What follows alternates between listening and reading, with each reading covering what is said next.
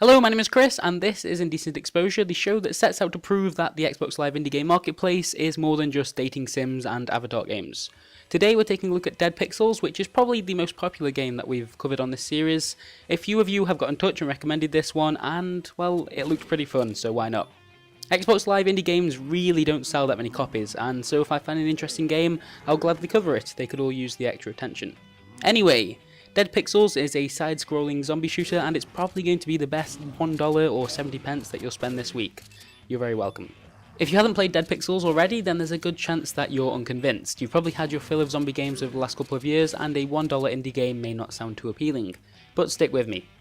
The team behind Dead Pixels, CSR Studios, clearly realised that their game needed its own style. Shooting zombies may be overdone in modern video games, but even within the Xbox indie marketplace, it's a genre that offers a lot of competition. And so we ended up with an 8-bit game that looks like it could have jumped straight out of the NES before receiving a mood-setting grindhouse filter and a fantastic soundtrack. Give this a listen.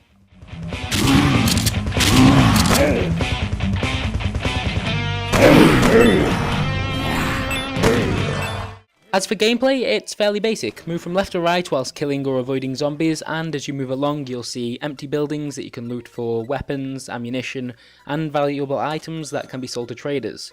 These traders are found more sporadically than empty buildings and are essential to your survival. You can buy and sell supplies as well as enhance your character quite dramatically. And it's this continuous upgrading as well as encountering steadily tougher opponents that makes the game a lot of fun to play. You'll start out with a basic shotgun and a few bars of health, but as you approach the final few streets you'll be wielding miniguns, flamethrowers and energy weapons. There is a weight limit, and so you will need to pick and choose what weapons and items to carry or face being over encumbered. At one point I tried to carry too many weapons too far in a desperate attempt to reach a trader and make a big profit. That was a very bad decision in hindsight. As you progress, the zombies will also be getting faster, can take more damage, come in bigger waves and make use of their own special abilities. The game won't feel unchallenging. If you are struggling, or you just want to enjoy the game with someone else, Dead Pixels will support local co-op throughout. Unless you're feeling particularly unsociable, this is by far the best way to play.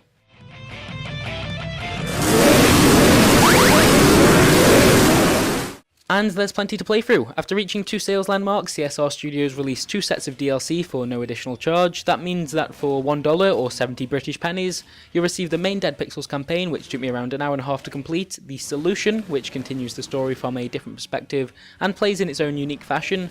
There's no traders left, and you have to rely on looting and helicopter drops to stay alive, and the character selection also becomes more important because you can't improve stats as you go on. And finally there's the Last Stand, which is essentially wave survival, and although I didn't enjoy this as much as the other game modes, I suppose it does allow for some replayability as you try and best your scores each time. Dead Pixels is the best Xbox indie game that I've played so far, and I'm very happy to see that a sequel is in the works. Hopefully you'll go and check it out for yourself and let me know what you think, or at least go and listen to its soundtrack, which is free to download on the game's website, and let that do the convincing. Thank you very much for watching, and I shall see you next time.